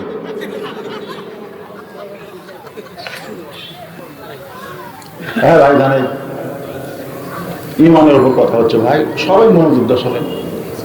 আজ প্রাইমারির জন্য ভিক্ষা করা লাগে, একদম বাকদম ঘোড়ারম সাথে ঢাক ঢোলক ঝাদর বাজে, এই মিথ্যা শিক্ষা দিয়ে মাস গেলে 35,000 40,000 টাকা বেতন পায়। আর জালিকাল কিতাবুল আরাইবা বিহুদাল লিল মুত্তাকিন, এই সত্য শিক্ষা যারা দেয় 1 টাকাও বেতন নাই। বর্তমানে আল্লাহর কোরআন বাংলাদেশের সবচাইতে গরিব অবস্থায় আছে, জোরে কর কথা ঠিক কিনা? যাদের মাথায় আমরা পাগড়ি দেই, একটাও ডাক্তারের ছেলে নেই, একটাও এমপির বেটা নেই, একটাও চেয়ারম্যানের না, সব কয়টা গরিব গুরুবার সন্তান কোরআনের হাফেজ হয়ে বসে আছে। একটু মনোযোগ দিয়ে শুনবেন আমার মায়েরা বোনেরা যারা পর্দার অন্তরে আছেন। এই ইমানের আলোচনার পরে যখন আত্মাকুল্লাহ শব্দ আসবে তখন আপনাকে ওয়াজ আসবে, মা বিরক্ত হয়েন না, কারণ মা বোনদের ধৈর্য কম না বেশি? বেশি। যখন আল্লাহ কাছে গন্ধম গাছের কাছে যাইও না, যখনই কাছে। আদম কিন্তু হাওয়া সৃষ্টি করার 40 বছর একলা একলা বেহেশতে ছিল আদম নবী। হাওয়া আলাইহিস সালামকে সৃষ্টি করার কত বছর? 40 বছর একলা একলা জান্নাতে ছিল, তখন হাওয়া ছিল না। কিন্তু যখনই হাওয়াকে সৃষ্টি করা হলো আদমের দেহ থেকে, তখনই কিন্তু আল্লাহ বললেন ওয়ালা তাকরাবা হাযি শাজারা ফাতাকুনা মিনাজ জালিমিন, ওই গাছের কাছে যাইও না। আপনারা বলেন তো এই কথা আল্লাহ কেন বললেন? আদম যখন একলা ছিল তখন তো আল্লাহ কথা বলে নাই, কিন্তু যখন হাওয়াকে সৃষ্টি করা হলো তখন এটা কেন আল্লাহ বললেন? এই আদমের সন্তানেরা, আপনারা কি জানেন? না জানলে বলবেন জানি না। জোরে কোন জানেন? আরো জোরে কোন জানেন? তো জানা লাগবে না? আপনি জাগলে সংসার করতেছেন, এদিকে মেলা টেন আছে নাকি? ছেলেমেলে কথা কয় না? আমার মায়েদের কি প্যান্ডেল এটাই নাকি? মাশাআল্লাহ, মায়েরা কাছে আছে। হাওয়ার টান খালি নিষেধ করলো কেন? কারণ মেয়ে মানুষকে যদি নিষেধ করেন এই কথা কাউরে কইও না, খবরদার, খালি কইয়া দেখেন। ওই যতক্ষণ এটা না বলবে ওর ভুট ভুটি যাবি না। আর যদি বলেন এই কথা একটু অমুক অমুক যায় বলে আসো, তখন কি বলবো? আমার কাম নাই, আমি কাম ছাড়াইলো বলবার যাবো। মানে বলতে বললে একটাও বলবে না, নিষেধ করলে বলা শুরু হয়ে যাবে। এরা হলো নারীদের। জোরে খান কথা ঠিক কিনা? তাই বলে আমাদের প্রধানমন্ত্রী বলতেছি না, এরা এখন হাওয়া তো খালি এমন সময়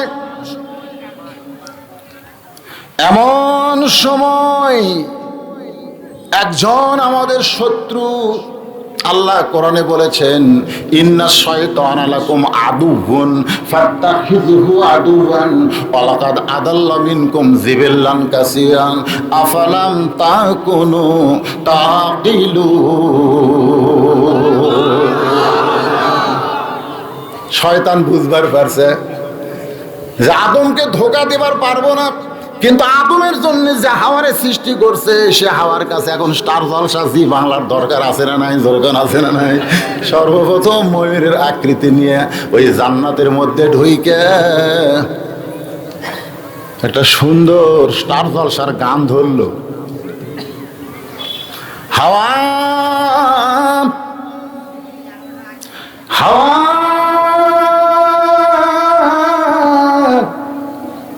কারণ শয়তান জানে মেয়ে মানুষরে বাধ্য না করলে মরদরে বাধ্য করা যাবে না।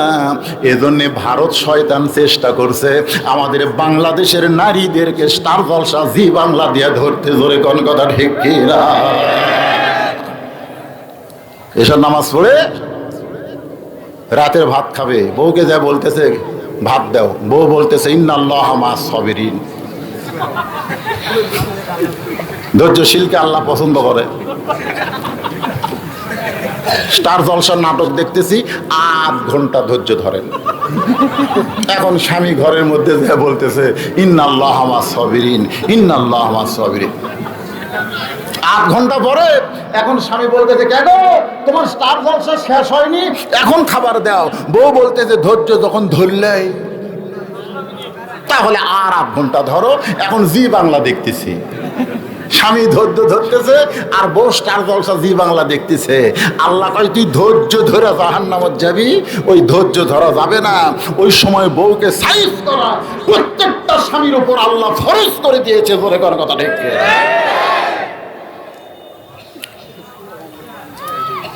এখন শয়তান এত সুন্দর ওয়াজ করতেছে, সেই ওয়াজে হাওয়া পাগল হয়ে গন্ধম খাচ্ছে। একলা খালে হবে না তো, তোমার স্বামীরেও খাওয়ান লাগবে। স্বামীরেও খাওয়াইছে, ফল হিসাবে খাওয়ার পারে নাই, শরবত হিসাবে খাওয়াইছে। জোরে কোন কথা ঠিক কিনা? আপনারা বলেন তো, হাওয়া আগে খাইছে না আদম আগে খাইছে? গন্ধম খাওয়ার কারণে যদি আল্লাহ হাওয়াকে সঙ্গে সঙ্গে জান্নাত থেকে বের করে দিত তাহলে তো আদমকে খাওয়া লাগতো না। কিন্তু হাওয়া গন্ধম খায়, আল্লাহ কিছুই কয় না। কিন্তু যেই মাত্র আদমরে খাওয়াইছে সঙ্গে সঙ্গে আল্লাহ আদমকে জান্নাত থেকে বের হওয়ার হুকুম দিল। আদম নবী কষ্ট করে একটা গান গাইছে, বিনা দোষে দোষী কইরা আল্লাহ আমাই দিলা জেলখানা আল্লাহ উপায় বলো না, জনম দুঃখী কপাল পোড়া মানুষ আদম একজন। আল্লাহ কয় আদম তোমাকে বিনা দোষে জান্নাত থেকে দুনিয়ায় বের করে দিচ্ছি, এই কথা তোমাকে কে বললো? আদম বলতেছে আমার বিবেক। এদিক তাকান, দেখি বিবেক। সবচাইতে বড় আদালতের নাম কি? আরো জোরে বলে। বিচারকের আসনে বসে আছেন, কিন্তু বিবেক যদি না থাকে পরিমণির মতো মানুষ জামিন পাবে, আলেমদেরকে জেলের মধ্যে ঢুকায় রাখবে। জোরে গান কথা বিবেক বিবেক। অনেকে যায় আর কয় বিচারকের বিবেক নাই, সব মিছিল করে আমরা বিচার চাই বিচার চাই। কার কাছে রে? এই হরতাল করো অবরোধ করো কয় বিচার চাই। আমার ওয়াজের মধ্যে শোনেন নাই যে 7 বছর ধরে চাপায়ের কানসাটের আমের বাগান করছে আপনাকে নগাঁয়। জ্যৈষ্ঠ মাসে দেখতে গেছে আম ধরছে কিনা, পাকছে কিনা, যা দেখে ছোট এক ছেলে পাকা আম ব্যাগের মধ্যে তুলতেছে গাছে চড়ে। বাগানের মালিক কয় আমি খাইনি, আমার বউ চল কেউ খাই নাই, তুই আমার গাছে চড়ে আম পাড়তেছিস, তোর বাপকে গিয়ে বিচার দিব রে। এই তোর বাপকে গিয়ে বিচার দিব। ছেলে খালি মুসকে মুসকে হাসে।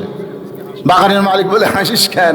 বাপকে কোথায় গিয়ে বিচার দিবেন? আমার বাবাও তো আর এক গাছে চড়ছে।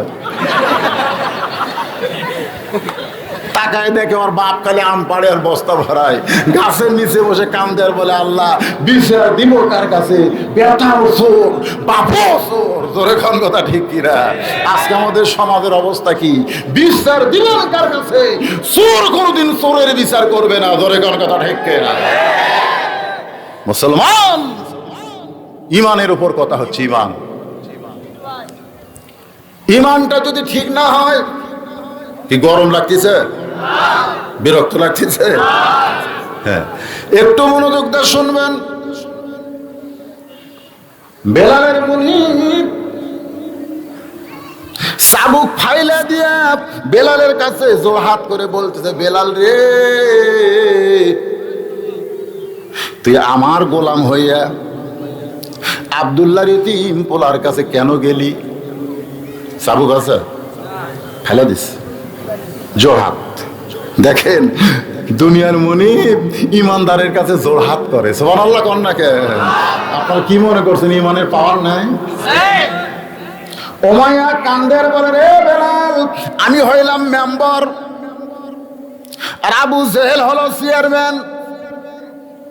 কিছুদিন আগে আমাদের সমস্ত মেম্বারকে একত্র করে চেয়ারম্যান বলেছে, রে মেম্বারেরা আমরা যে হারে গোলামের উপর অত্যাচার করতেছি, এই গোলামগুলো যদি খেপে যায় তাহলে আমাদের চেয়ারম্যানই কিন্তু ক্যান্সেল হয়ে যাবে।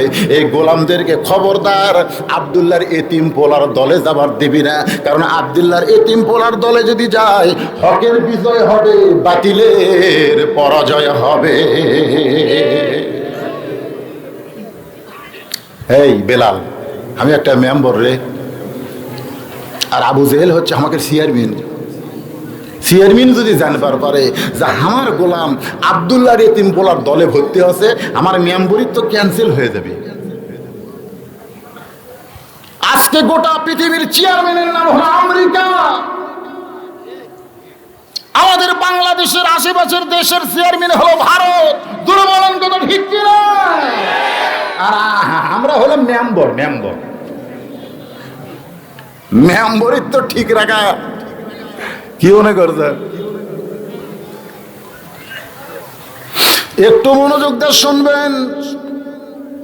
হযরত বেলাল মুনিবের জোরহাত থেকে বলতেছে, আপনি এইরকম কেন করতেছেন? বলে যদি জানবার পাই আমার মেম্বরিত্ব ক্যান্সেল হয়ে যাবে, গভীর রাত্রে যেইটা গ্রহণ করছিস ওইটা দিনের আলোতে ভুলে যা। তোকে এই গোয়াল ঘরে যত উটদুম্বা আছে সব উটদুম্বা দিয়ে দিব। তুই যদি চাস তোকে আমি মুক্ত করে দেব, এই মক্কা ছেড়ে তুই চলে যাবি, আর এখানে থাকতে পারবি না, তাহলে আমার চেয়ারম্যান জানতে পারবে না। বেলাল চিল্লায় বলে মুনিব তুমি গোয়াল ঘরের উট তুম্বা গাদা কেন? যদি গোটা দুনিয়া আমাকে দিবার চাও, যাকে নেতা হিসেবে গ্রহণ করেছি, যার কাছে ঈমান গ্রহণ করেছি, যে আল্লাহকে কলিজার মধ্যে ঢুকাইছি, আমি সব দুনিয়া ছাড়বো, কিন্তু আমার আল্লাহকে এক মুহূর্তের জন্য ছাড়বো না।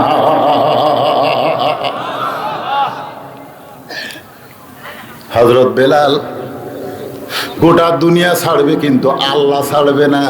আল্লাহ রাসূল বললেন তাসদিক বিল জেনান, কলিজার মধ্যে জায়গা দেওয়া লাগবে। আপনারা বলেন তো বেলাল দিবার পারছে কি পারে নাই?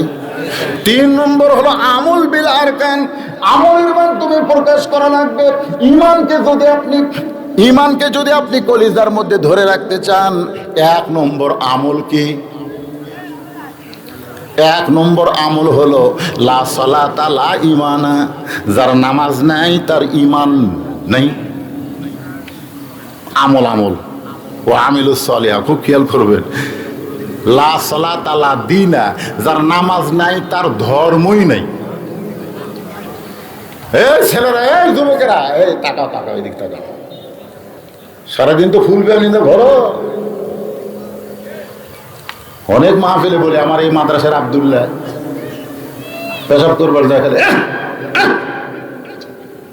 আমি মাদ্রাসার মুহতামিমকে ডাক দিয়ে বললাম, এই পেশাবখানাত কাশে এরা ওষুধ খিলার হরেন না।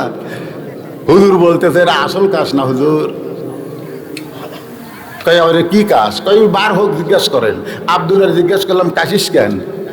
আব্দুল্লাহ আমার দিকে তাকাই বলে, 7 বছরের ছেলে, আপনি জানেন না হুজুর? ওই ব্যক্তির কবরে সবচাইতে বেশি আযাব হবে যে নিজের শরীর পেশাব থেকে পবিত্র করলো না। ওই ব্যক্তির কবরে বেশি আযাব হবে যে নিজের শরীর পেশাব থেকে পবিত্র করলো না। আমি কইলাম তোর দাদা বেঁচে আছে, তোর বাপ বেঁচে আছে, আপনি 7 বছরের আব্দুল্লাহ কবরের চিন্তা করিস কেন? আমি বললাম ঠিক আছে, এখানে কাশার সম্পর্কে কি? বলে পেশাব করার পরে আমার মন বলতে যে কিছু আটকে আছে, এই জন্য একটা ঝাঁকি দিয়ে কাজ দিয়ে লোক দিয়ে দেখি সামান্য বার আছে। আমার মনে হলো আরও থাকতে পারে, আবার কাজ দিলাম, দেখি আর বের হয়নি, পানি খরচ করছি, অজু করব। অজু কেন করবি? বলে হুজুর আপনি জানেন না, আমরা আল্লাহর কোরআন পড়ি, এই কোরআন ধরতে গেলে নিজের শরীর পবিত্র রাখতে হয়। চিন্তা করে দেখেন, আজকে মাদ্রাসার 7 বছর 8 বছর বাচ্চারা একটা ওয়াক্ত নামাজ বাদ দেয় না। জোরে কোন কথা ঠিক কি না?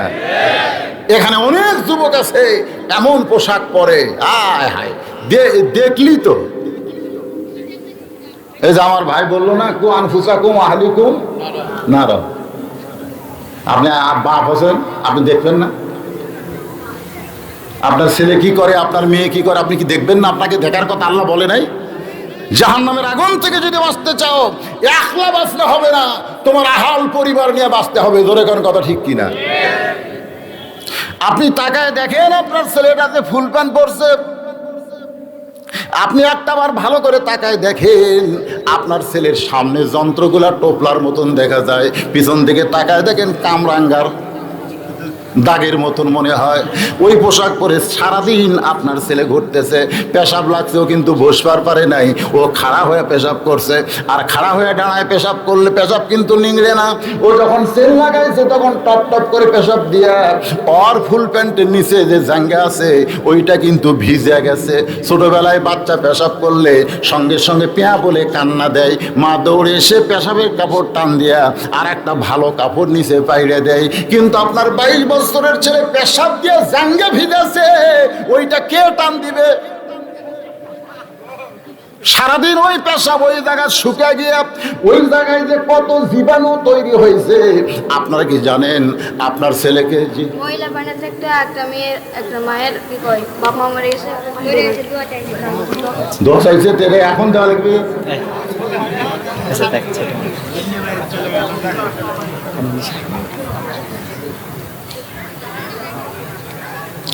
রাত 11:24 বাজতেছে। না আমার মা বোনদের জন্য তো সে ওয়াজ আছে, খালি টাচ দিয়ে রাখছি। ওটা বসা করা চলবে না, ওটা বসা চলবে না। ছেলেরা কি রাগ করতেছে নাকি? জাঙ্গা ভিজাছে, এখন যারা উঠবি বুঝবি না ওরা জাঙ্গা ভিজা না পাটি। কি কথা, আপনার ছেলেকে আপনি দেখবেন না? আপনার ছেলে টাকনুর তলে ফুল প্যান্ট পরা, আপনার বলেন তো টাকনুর তলে লুঙ্গি পরা, ফুল প্যান্ট পরা, পায়জামা পরা জায়েজ না হারাম? একেবারে কবিরা গুনাহ। আর মেয়েরা টাকনু বের করা হলো কবিরা গুনাহ। আজকে আপনার ছেলে ফুল প্যান্ট টাকনু ঢাকা পরে, আর মেয়েরা প্লাজো পরতেছে টাকনুর উপর আধার। প্লাজো পরে আপনার মেয়ে হাইল করে কিলকিল করে গোটা চকটা তারও ঘুরতেছে, আপনি বাপ হয়ে কি দেখলেন? আল্লাহ নবী ঘরের মধ্যে ঢুইকে দেখে মাত্র 9 বছরের মেয়ে ফাতেমা হাতের মধ্যে ছুরি দিয়া মুসকি মুসকি হাসতেছে। এখন চিন্তা করে 9 বছরের মেয়ে যদি হাতে ছুরি দিয়া হাসে, বাবেরও তো মন খুশি হওয়ার কথা। কিন্তু নবী ঘর থেকে বাইরে আসলেন, চোখের পানি বের করে কাঁদতেছেন। মা ফাতেমা চমকে গেল, যে বাবা ঘরের মধ্যে ঢুকে আমাকে মা বলে আদর করে, সেই বাবা ঘরের মধ্যে ঢুকে কেন বের হয়ে যায়? বারান্দায় গিয়ে দেখে নবীর চোখ দিয়ে দর দর করে পানি পড়তেছে। ফাতেমা বলে, বাবা আপনি কেন কাঁদতেছেন? রাসূল বললেন, ফাতেমা যে দুনিয়াতে সাজবে মা, আল্লাহ তার আখেরাতের সাজ কমায়া দিবে। সঙ্গে সঙ্গে ফাতেমা হাতের 2টা চুড়ি খুলে মাটি ফাইলা দিলেন। যে মাত্র চুড়ি খুলে ফাইলা দিছে, নবী দৌড়ে গিয়ে ওই 2টা চুড়ি কুড়ে জামার পকেটের মধ্যে ঢুকাইলেন। ফাতেমা বলতেছে, বাবা যেই চুড়ি পরার অপরাধে আপনি ঘরের ভিতর না ঢুকে বারান্দায় কান্না শুরু করলেন, আমি সেই চুড়ি ফাইলা দিলাম, আপনি পকেটে কেন ঢুকাইলেন? রাসূল এসে ফাতেমার কপালে চুমা দিলেন। আপনার মেয়ে যদি 9 বছর বয়স হয়, আপনি কপালে চুমা দিতে পারবেন, হাতে চুমা দিতে পারবেন। আপনার মেয়ের যদি 2 বছর বয়স হয়, আপনি মুখে চুমা দিতে পারবেন, আপনি ঠোঁটে চুমা দিতে পারবেন, আপনি মুখের মধ্যে জিভা দিয়ে মেয়েকে চুষে চুমা দিতে পারবেন। কিন্তু মেয়ে যখন 7-8 বছর হয়ে যাবে, তখন মেয়েকে আর সব জায়গায় চুমা দেওয়া যাবে না, তখন কপালে দেওয়া লাগবে, হাতে দেওয়া লাগবে। ইসলাম কিন্তু এই নিয়মটাও ইমানদারকে শিক্ষা দিয়েছে। সুবহানাল্লাহ বলেন না কেন? নবী কপালে চুমা দিয়ে বললেন, ফাতেমা তোমার এই চুড়ি 2টা আমি যত্ন করে রাখবো মা। ফাতেমা বললেন, বাবা কেন যত্ন করবেন? রাসূল মুস্কি হাসিতে বললেন, একদিন তোমার নাকে ফুল পরায় দিব, একদিন তোমার কানে দুল পরায় দিব, একদিন তোমার গলায় মালা পরায় দিব। ফাতেমা বলে, বাবা কবে কবে? আল্লাহ রাসূল বললেন, যেদিন তোমার বিবাহ হবে। বিবাহের আগে কোনো মেয়েদের জন্য সাজগোজ করা জায়েজ না। মেয়েরা কেবলমাত্র একজন পুরুষের জন্য সাজতে পারবে, সেই পুরুষ হলো তার স্বামী। জোরে বলেন, সেই পুরুষটার নাম কি? স্বামী ছাড়া অন্য কোন পুরুষের জন্য মেয়েরা সাজতে পারবে না। জোরে হলো কারা? যারা বিয়ে করেনি। আর যারা বিয়ে করছে এরা তো বুঝতেছে বাড়ির যতক্ষণ থাকে পাগলি পাগলি, এটি এটি হলুদ ভরে আছে, এটি কালি ভরে আছে, এইদিকে গোটাল গাও ঘামে। যখন কোনো জায়গায় যাবে তখন দেখবেন ভালো কাপড় বার করছে, মালা গলার দিচ্ছে, হাতত বালা দিচ্ছে। এখন স্বামী খাটে বসে কাঁদতেছে, বউ বলে, কান্দো কেন? কান্দো কেন? স্বামী বলতেছে, আমার মনে হয় তুমি কোথায় যাবা। বউ বলতেছে, ঠিকই কইছে তো, আমি একটু মুখ জায়গায় বেড়াবার যাবো। স্বামী বলতেছে, এই জন্যই তো কাঁদতেছি, তুমি আমার কাছে যতক্ষণ পাগলি সাজো ততক্ষণ, বাইরে যাও ততক্ষণ, হুরপরি সাজো তখন। আজ তুমি সত্যি করে বলো তো, তুমি বউ কার? কার বউ? তুমি আমার না রাস্তার? নিজের বউকে বুঝাবেন। গভীর রাত্রে উম্মাহাতুল মুমিনিন মা আয়েশা সাজতেছে। আল্লাহ রাসূল বললেন, আয়েশা কি জন্য সাজতেছো? আয়েশা বলে, হুজুর সারাদিন সাজগোজ করি না, কারণ গভীর রাত্রে আপনাকে পাইছি, একটু সাজগোজ করে আপনার সামনে দাঁড়াবার চাই। আল্লাহ রাসূল আয়েশাকে 2খানা হাত বাড়ায় দিলেন। আয়েশা দৌড়ে এসে নবীর বুকের মধ্যে ঢুকলেন। নবী আস্তে করে এভাবে চাপ দিলেন। যেই মাত্র চাপ দিয়েছে, আয়েশা বলতেছে, ওগো নবী, আপনি শুধু বিশ্ব নবী নন, আপনি হলেন পৃথিবীর 1 নম্বর স্বামী। আল্লাহ জিবরাইলকে বলতেছে, যা। জিবরাইল বলে, আল্লাহ কোথায়? নবীর কাছে যা, কোরআন শরীফ আয়াত নিয়ে যা। ফেরেশতা জিবরাইল বলতেছে, আল্লাহ এই গভীর রাত্রে নবীর কাছে আয়াত থেকে যা। তখন কিন্তু জিবরাইল আসতে কি খুব দেরি লাগে নাকি? হ্যাঁ।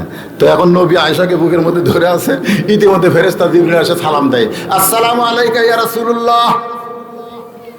নবী চমকে উঠছে। আয়েশা বলতেছে, হুজুর আপনি চমকে উঠলেন? জিবরাইল সালাম দিল। আয়েশা বলতেছে, এটা একটা কাম হলো। এই মুহূর্তে আমি আপনার বুকের ভিতরে, সেই সময় জিবরাইল কি? আল্লাহ রাসূল বললেন, আয়েশা, স্বামী স্ত্রী যে মহব্বত করে, এইটা একমাত্র আল্লাহ ছাড়া দুনিয়ার কেউ দেখতে পারে না, কোনো ফেরেশতারও ক্ষমতা নাই। আমি আর তুমি ঘরের মধ্যে কি করতেছি, এটা স্বয়ং আল্লাহ ছাড়া আর কেউ জানে না। জোরে বলেন ঠিক কিনা? বাংলাদেশের কোন স্বামী বউকে ওই আব্দুল জলিল পার্কে যায় চাপে ধরছে? কোন স্বামী ধরেনি। যারাই ধরছে, যে শালারা বিয়ে করেনি। তোরে কোন কথা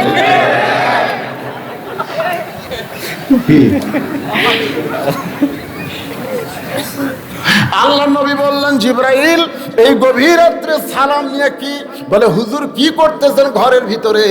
আমি জানি না, তবে আল্লাহ বড় খুশি হয়েছে। হুন্না লিবাসুল লাকুম ওয়া আনতুম লিবাসুল লাহুন্না।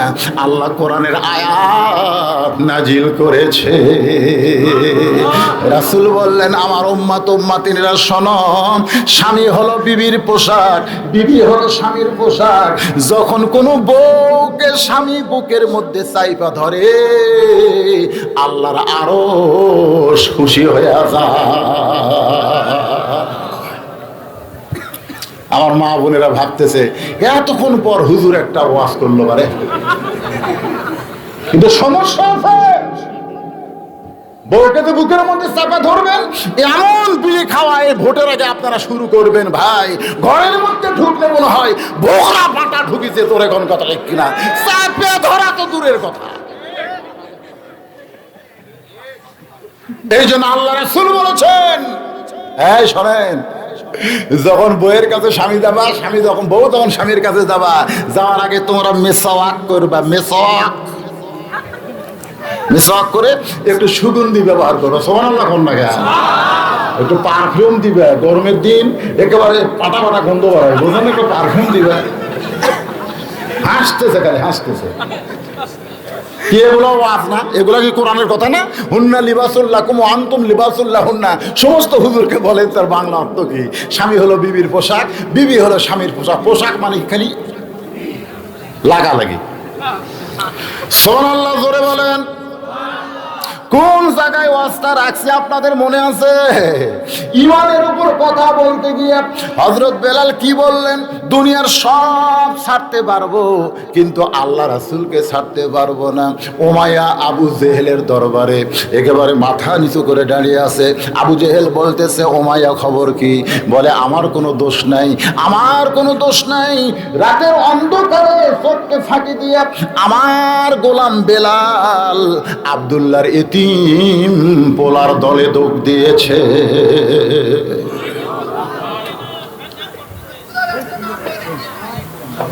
বোঝা যাবে না কেন বাবা?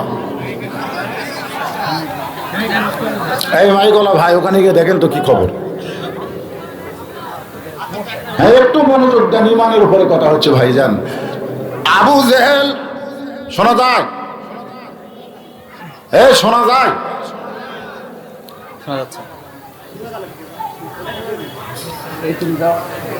আবু জেহেল বলতেছে, তোমার সে কোন গোলাম? উমাইয়া বলতেছে, সবচাইতে নিকৃষ্ট গোলাম। আপনারা বলেন তো, বেলাল কি নিকৃষ্ট না এখন উৎকৃষ্ট? যে বেলালকে হযরত ওমর সব সময় সাইয়েদেনা হযরত বেলাল হিসাবে ডাক দিয়েছে, তাকে সর্দার হিসাবে, তাকে নেতা হিসাবে মেনে নিয়েছে, সেই সাহাবীর নাম হলো হযরত ওমর। জোরে কোন সুবহানাল্লাহ। যখন